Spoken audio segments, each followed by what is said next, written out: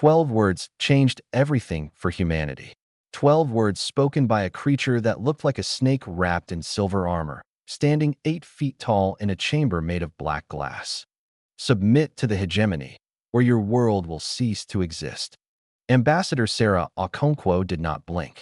She was 53 years old, born in Lagos, raised in Geneva, and she had spent 30 years learning how to keep her face calm when powerful beings made threats.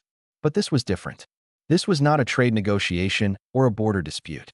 This was a death sentence for her entire species. The creature before her was High Arbiter Quarren of the Drivani, ruler of the hegemony of aligned worlds. His empire stretched across 3,000 star systems. His military commanded 9,000 warships. His species had ruled this part of the galaxy for 12,000 years. Humanity had 12 ships, 3 small colonies, and 1 blue planet that had only learned to travel between stars 15 years ago. You will surrender all military vessels, Quarren continued. His voice was smooth and cold. You will dismantle your weapons, and you will provide 15% of your population to serve in our labor operations. These terms are not negotiable. Sarah felt her hands tremble slightly. She hid them behind her back. 15%. That was over 1 billion people, taken from their homes, sent to mines on distant worlds, slaves in everything but name. I must consult with my government, she said. This decision cannot be made by one person. Quarren made a sound that might have been laughter. Of course, I will give you 7 days. We asked for 30. You will have 7. In 12,000 years, 47 species have received this offer. All of them submitted. Your answer will be no different. Sarah returned to Earth on a ship that suddenly felt very small against the darkness of space. She looked out at the stars and wondered how many of them belonged to the hegemony. How many species had looked at those same stars and felt the same fear she felt now? The United Nations met in emergency session. Leaders from every nation sat in a room designed for arguments about taxes and trade. Now they were deciding if humanity would live or die. Admiral Yuki Tanaka stood before them with a simple presentation.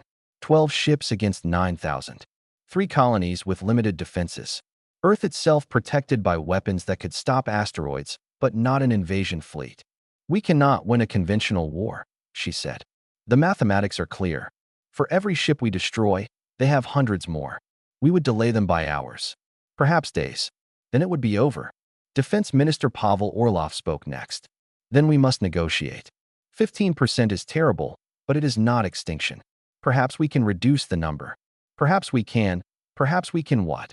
Admiral Tanaka interrupted. Negotiate better terms for our slavery? Decide which billion people we will sacrifice so the rest can live in chains. The room fell silent. Then a woman stood from the back. Dr. Amara Diallo was 61 years old, thin and gray-haired, with eyes that had spent decades staring at equations no one else could understand. She was the reason humanity could travel faster than light, and she had been very quiet for the past 3 months. There may be another option, she said. Everyone turned to look at her. 6 months ago, I discovered something in deep space, an anomaly in how stars respond to certain gravitational frequencies. I have been studying it in secret because I was not sure what it meant. She paused. Now I am sure. What did you find? Asked the Secretary General. Dr. Diallo looked around the room. At the leaders. At the generals. At the frightened faces of people who had just learned the universe was much more dangerous than they ever imagined.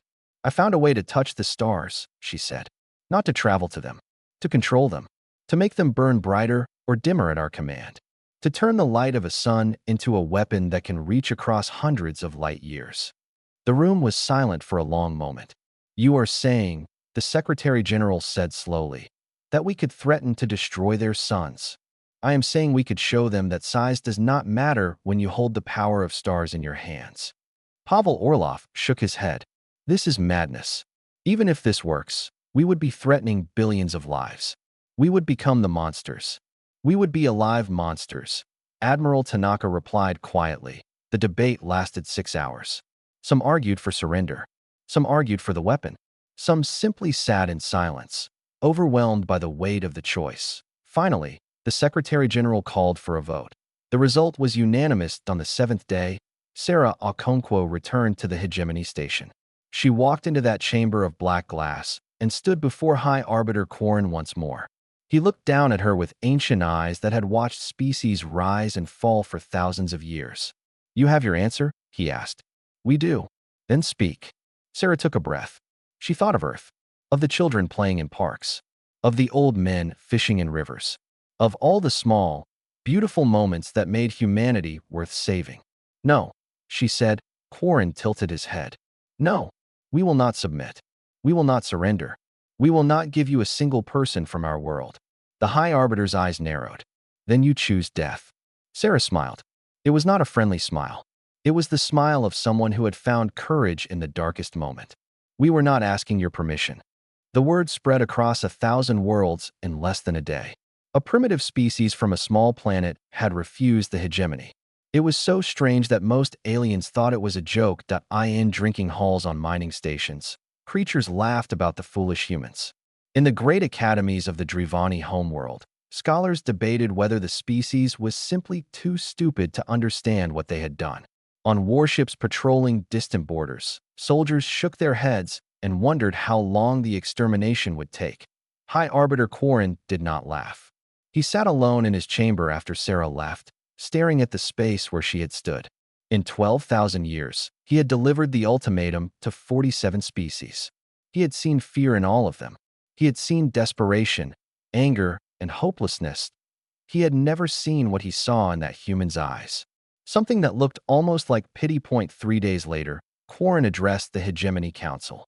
"The humans have chosen destruction," he announced. "We will grant their wish. The third subjugation fleet will depart immediately. 400 warships. This matter will be concluded within one cycle." A council member raised a tentacle. 400 ships for one planet. Is that not excessive? Corrin's eyes narrowed. It is a message. To every species watching. To every world that might dream of defiance. We do not negotiate. We do not show mercy. We crush rebellion so completely that the very thought of it dies. The fleet launched the next day. 400 warships, each one capable of burning a continent. They moved through space like a wave of death, jumping from star to star, getting closer to a small blue planet that had dared to say no. On Earth, humanity prepared. Admiral Yuki Tanaka gathered her 12 ships in orbit around Jupiter. They were small vessels, built for exploration and defense against asteroids. Against 400 hegemony warships, they were insects facing giants. But insects could sting. "We cannot win this battle," she told her captains through the communication network. "We all know this. Our job is not to win. Our job is to buy time.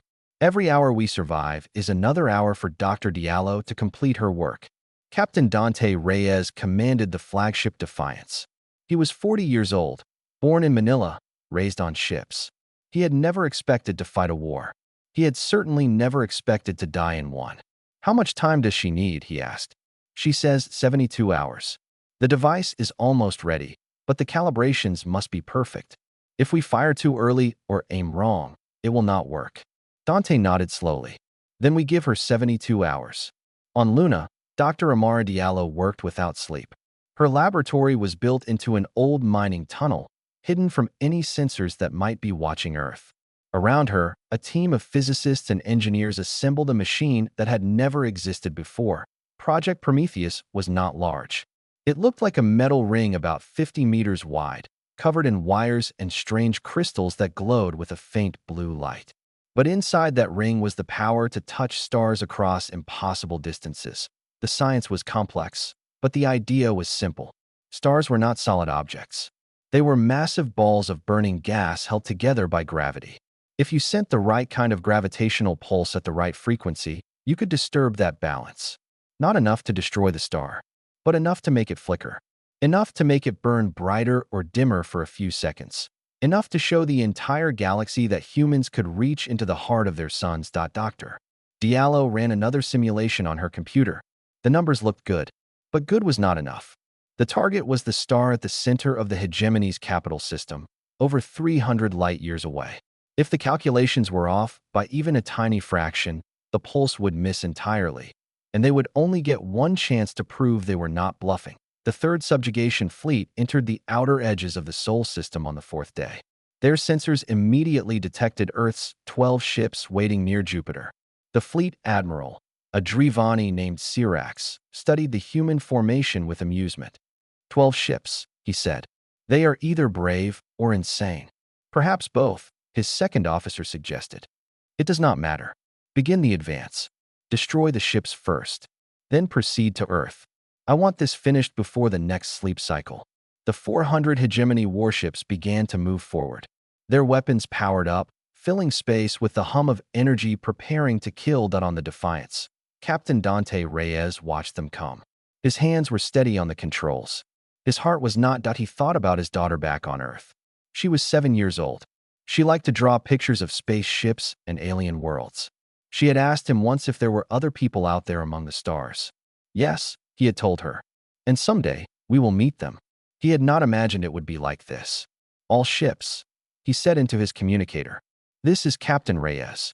We all know what we are facing. We all know we might not survive. But every minute we fight is another minute for our families. Another minute for our world. Another minute for humanity to find a way to survive.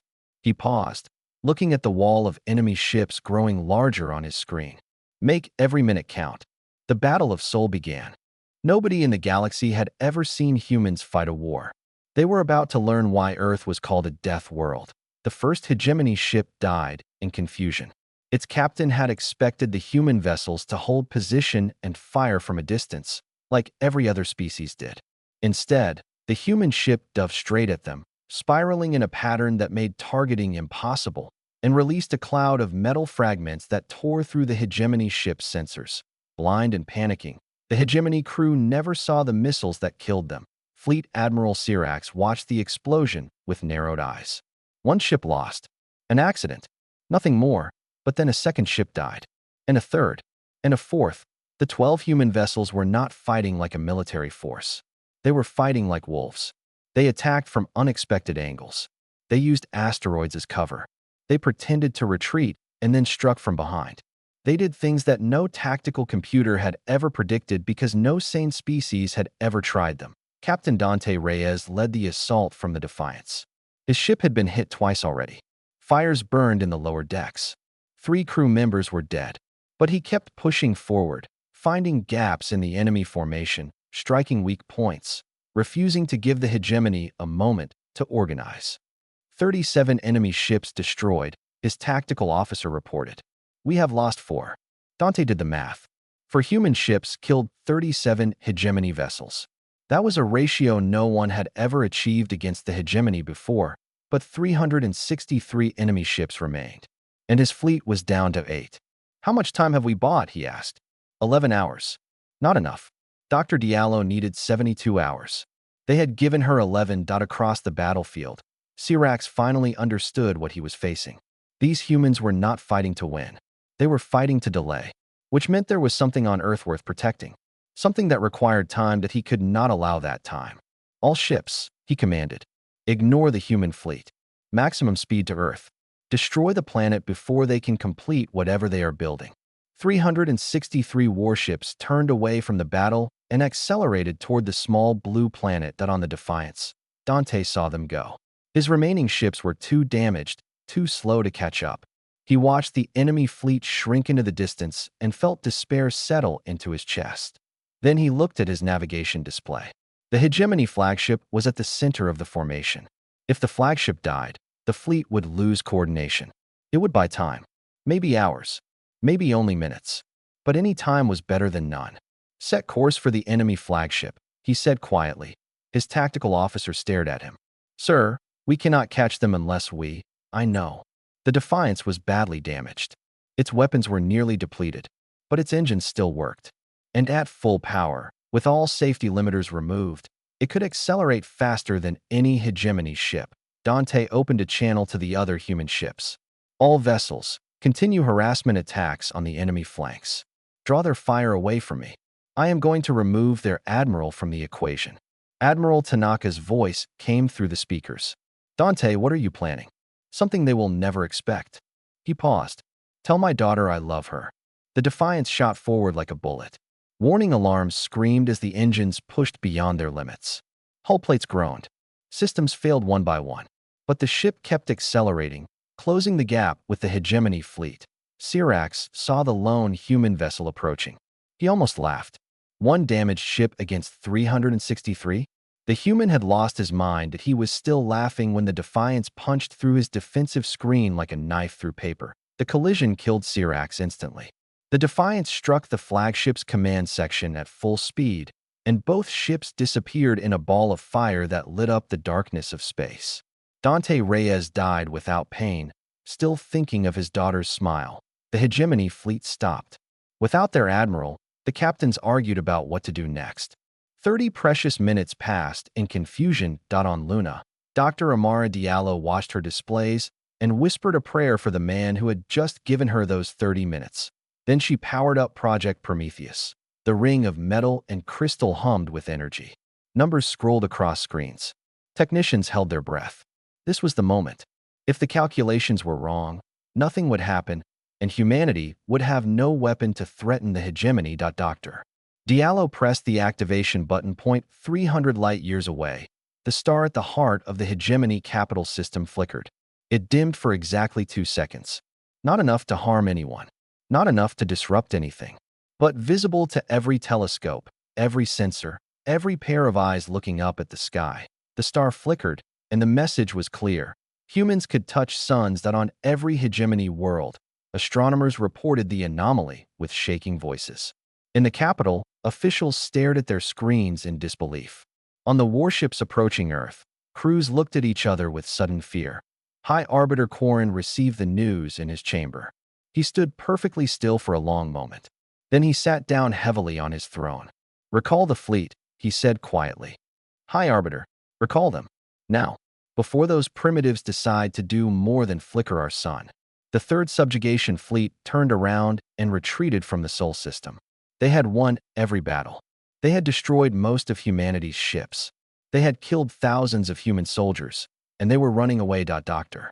Amara Diallo watched them go and finally allowed herself to breathe. The first spark had been lit. Now the whole galaxy would burn.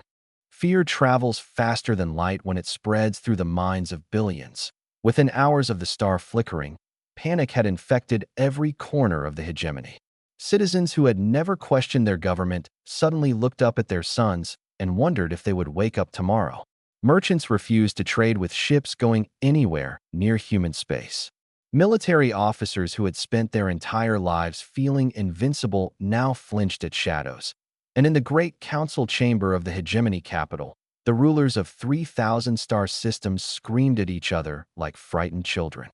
"Destroy them now," shouted Admiral Vorik, a scarred veteran of 100 campaigns, "before they can threaten more of our systems. One massive strike with everything we have." "And if they see us coming," replied Counselor Thessa, her voice cold with fear. "What if they destroy our sun while our fleet is still traveling? We would lose our homeworld. Billions of our people, gone in an instant." "They only flickered the star. Perhaps they cannot do more. Perhaps it is a bluff. Are you willing to bet our entire civilization on perhaps?" High Arbiter Quarren sat on his throne and watched his council tear itself apart. For 12,000 years, the hegemony had ruled through simple mathematics. More ships meant victory. More soldiers meant control. More weapons meant power. The humans had broken that equation. They had made raw military strength meaningless. What good were 9,000 warships when a single pulse could extinguish the stars that kept your worlds alive? The council chamber doors opened, and a technician rushed in with a tablet. His scales had gone pale with terror. "High Arbiter," he stammered. "A broadcast from the human homeworld. They are transmitting on every frequency.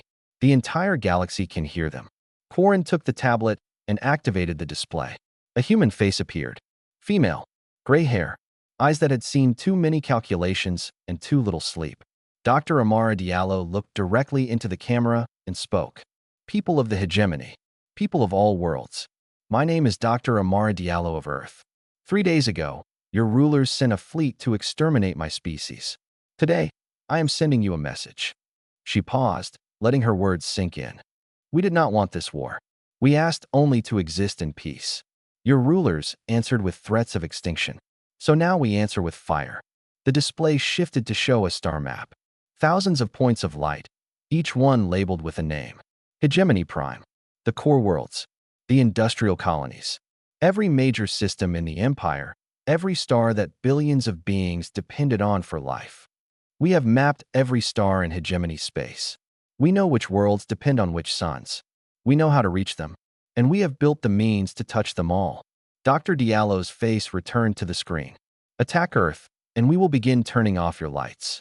One by one, world by world, until there is nothing left of your empire but darkness and memory. The broadcast ended. The council chamber was silent. Admiral Vorik broke the silence first. She is bluffing. She must be. No species can threaten thousands of stars. As if in answer, reports began flooding in from across the hegemony. A star in the Kathrani system had just flickered, then another in the Vorthan sector. Then 3 more near the Galactic Rim. 5 stars. 5 demonstrations of power. 5 messages that said the same thing. This is not a bluff. The council erupted into chaos again. Some members fled the chamber entirely, rushing to their ships to evacuate their families from their homeworlds. Others demanded immediate surrender. Still others called for desperate measures, secret weapons, anything that might turn the tide. But deep in hegemony space, something else was happening. Something the rulers did not notice at first because they were too busy being afraid. Hope was spreading. The Venerii had been slaves of the hegemony for 8,000 years. Their world had been stripped of resources, their people forced to work in factories that powered the empire's expansion. They had accepted their fate because there was no alternative. The hegemony was too strong. Resistance was impossible. Now, watching Dr. Diallo's broadcast on hidden screens, the Venerii began to whisper among themselves. If one species could defy the hegemony, perhaps others could too. The KRYLL were the Empire's shock troops. Soldiers bred for war, conditioned from birth to obey without question. They had fought and died in 100 campaigns, always believing their sacrifice was necessary and honorable. Now, watching their masters panic and scream, the KRYLL began to question those beliefs. Why should they die for rulers who saw them as nothing but weapons? And on a burned world called Orixa, the survivors of a species nearly wiped out 5 centuries ago gathered around their last functioning communication center. They had been waiting 8 generations for this moment. For proof that the hegemony could bleed, a message went out from Orixa to Earth. 2 words that would change the galaxy forever. We stand with you. On Earth, Ambassador Sarah Okonkwo received the message and felt tears roll down her cheeks. They had expected to fight alone. They had been prepared to threaten and bluff and die if necessary. A single species against an empire of thousands. But they were not alone anymore. She drafted a response that would be broadcast to every species watching. Every slave world. Every conquered people. Every being who had ever dreamed of freedom and been told it was impossible. The hegemony ruled through fear. Today, we offer you something else. We offer you a choice. Join us, not in war, but in building something new. An alliance of equals, where no species kneels to another, where the strong protect the weak instead of crushing them. She paused before adding the final words. The stars are watching. Choose wisely. The galaxy held its breath and waited. Empires do not fall in a single day. They crack slowly, like ice on a frozen lake, until one final weight breaks through and everything collapses into cold water. The hegemony had been cracking for thousands of years. The Drivani rulers just refused to see it. 3 weeks after Dr. Diallo's broadcast, 17 species had openly declared support for Earth. 43 more were providing secret assistance. Over 200 worlds had experienced some form of protest, riot, or organized resistance. Ambassador Sarah Okonkwo spent her days receiving messages from beings she had never met. A Venerii factory manager who had redirected supplies to rebel forces. A KRYLL battalion commander who had refused orders to suppress a civilian uprising. An Orixan elder who offered ancient knowledge of hegemony weaknesses, secrets her people had gathered over 5 centuries of quiet observation. We thought we were building a weapon, Sarah told Admiral Tanaka during one of their strategy meetings.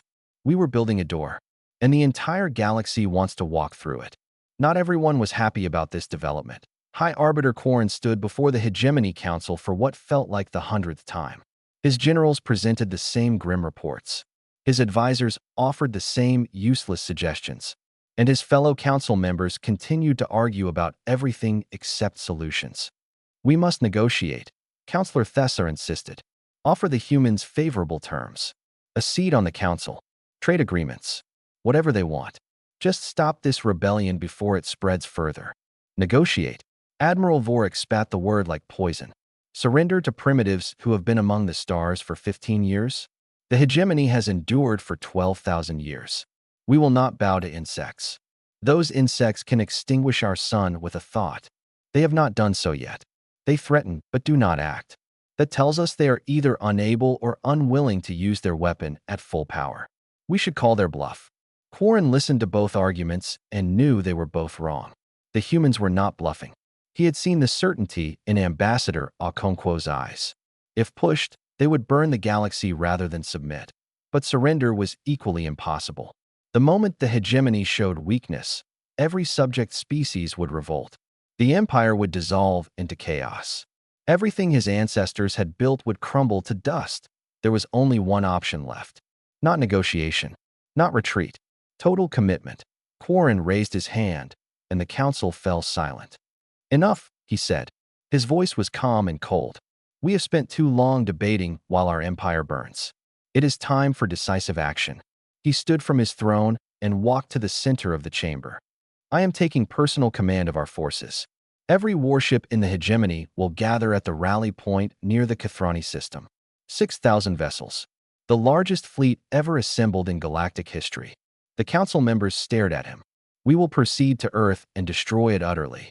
Not because we must win this battle, but because we must show the galaxy that defiance has only one consequence: total annihilation. And if the humans destroy our sun while you are traveling? Thessa asked. Quarren met her eyes. Then our homeworld dies. But so does Earth. And every species watching will learn that rebellion costs everything. The hegemony will survive. Our empire will rebuild. But the dream of freedom will die with the humans. The council voted unanimously to support his plan, not because they believed it would work, but because they had no other options left. The fleet gathered over the following weeks. Ships from every sector of the hegemony converged on the rally point. 6,000 warships, crewed by millions of soldiers, carrying enough firepower to sterilize a dozen worlds that on Earth. Dr. Diallo watched the enemy fleet forming and felt a weight settle on her shoulders. They are coming, she said to Sarah. All of them. Everything they have. Sarah nodded slowly. And what do we have? 5 human ships. 47 rebel vessels from allied species. And Prometheus. Is that enough? Dr. Diallo did not answer immediately. She walked to the window of her laboratory and looked up at the stars. So many of them now knew her name. So many of them were counting on her to save them from an empire that had crushed hope for 12,000 years. I never wanted to be a weapon, she said quietly. I became a physicist because I loved understanding how the universe worked. The beauty of mathematics. The elegance of natural laws. I spent my whole life studying light. She turned back to Sarah. And now I might have to turn off the lights for billions of innocent beings. People who never asked for this war. Children who have never harmed anyone. All because their rulers chose tyranny over peace. Sarah put a hand on her shoulder. You did not create this situation. They did. They built an empire on slavery and fear. They threatened to exterminate our entire species. Whatever happens next is their responsibility, not yours. Dr. Diallo closed her eyes. I know, but I will still be the one who pushes the button. In orbit around Earth, Admiral Tanaka prepared humanity's final defense. 5 battered human ships. 47 vessels from species who had risked everything to stand beside them. Against 6,000 warships commanded by a ruler who had decided to burn the galaxy rather than lose it. The largest fleet in history entered the Sol system 3 days later. High Arbiter Quarren stood at the command center of his flagship and looked at the small blue planet on his display. Such a tiny world. Such fragile creatures. And yet they had shaken the foundations of everything he had built. All ships, he commanded. Advance.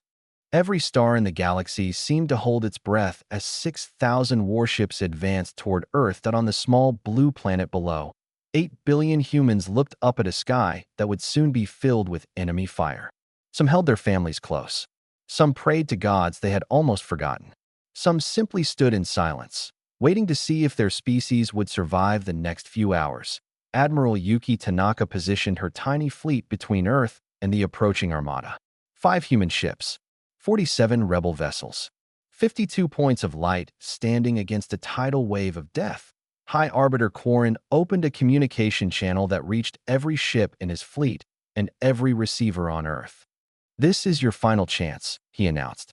"Surrender unconditionally. Destroy Project Prometheus. Hand over your leaders for execution. Accept permanent submission to the hegemony. Do this now, and your planet will be spared." Admiral Tanaka's response came without hesitation. "You still do not understand us. Then you choose extinction. We choose to stand." Quarren ended the transmission and gave the order. "All ships, destroy Earth." 6,000 warships opened fire. On Luna, Dr. Amara Diallo watched the first missiles launch toward her planet. Her hand hovered over the Prometheus controls. She could end this. One pulse to the hegemony homeworld. One collapsed star. Billions of deaths, but Earth would be saved. She did not push the button. Instead, she entered a different command sequence. One she had programmed in secret over the past weeks. One that would show the galaxy something no one expected. Prometheus activated.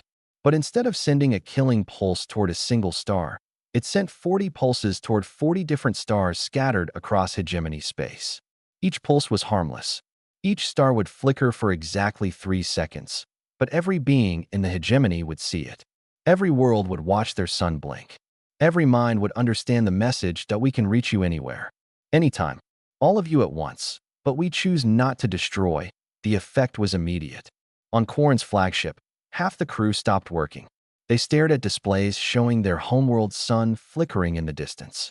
Their families, their children, all under a star that humans had just touched. On a dozen other warships, soldiers began arguing. Some wanted to continue the attack. Others demanded retreat. Still others questioned why they were fighting at all. And then, one ship turned its weapons away from Earth and aimed them at the vessel beside it. The KRYL battalion commander who had refused orders 3 weeks ago had spent that time talking to his soldiers, asking questions, planting seeds of doubt. Now those seeds bloomed into rebellion. "We will not die for masters who see us as tools," he broadcast to every KRYL crew in the fleet. "We will not burn innocent worlds for rulers who would sacrifice our families without a second thought. If the hegemony wants to destroy Earth, they will have to destroy us first." 200 KRYL crewed ships broke formation. Then 300. Then 500. On other ships, Venery engineers sabotaged power systems. Oryxan navigators locked controls. 1,000 small rebellions erupted across the fleet as species who had spent generations under tyranny finally found the courage to say no. The hegemony armada did not fight Earth. It fought itself. Quarren watched his fleet tear itself apart and felt something he had never experienced before. Helplessness. He had commanded the greatest military force in galactic history, and it was dissolving around him like sand in a storm. "All loyal ships, focus fire on my coordinates," he commanded. If he could not destroy Earth, he would destroy it personally. His flagship still had enough weapons to burn continents. He pushed his ship forward alone, through the chaos of battling vessels, toward the blue planet that had ruined everything. His weapons locked onto the largest population centers. His finger hovered over the firing control. Dr. Diallo saw him coming. She could destroy his ship easily. One pulse to his reactor, and he would become a brief flash of light. But she had already decided not to kill today. Instead, she targeted only his reactor's containment field. A precise pulse that destabilized his ship's power source just enough to trigger an automatic shutdown. Quarren's weapons went dead. His engines failed. His flagship drifted helplessly past Earth, falling toward the sun that had given humanity life for billions of years. He had come to make Earth kneel. He would end his days burning in its star. The battle lasted 11 more minutes. When it was over, 4,000 hegemony ships had been destroyed or disabled, most by each other. 2,000 had surrendered. Earth had lost only 12 vessels. The largest fleet in galactic history had been defeated by an idea. 1 year later, Ambassador Sarah Okonkwo stood before the newly formed Galactic Accord. Representatives from 800 species filled the chamber. Humans sat beside Venery, Kerwellel, Oryxan, and dozens of others who had found freedom in the ashes of the hegemony. "They tried to make us kneel," she said, her voice carrying across the vast room. "They thought fear was power. They thought strength meant domination. They were wrong. She looked around at the faces watching her. So many different species. So many different worlds. All of them free because one small planet had refused to submit. We stood, and in standing, we showed the galaxy how to rise. Behind her, through the great windows of the station, stars burned peacefully in the endless dark. The same stars that had witnessed 12,000 years of tyranny now watched the first days of something new. Above them all, the memorial beacon pulsed softly, a light for those who had died under oppression, a promise that no species would kneel again. The galaxy had tried to force Earth down. Humanity had answered by setting the stars on fire, and the fire had burned away the chains of every world that dreamed of freedom.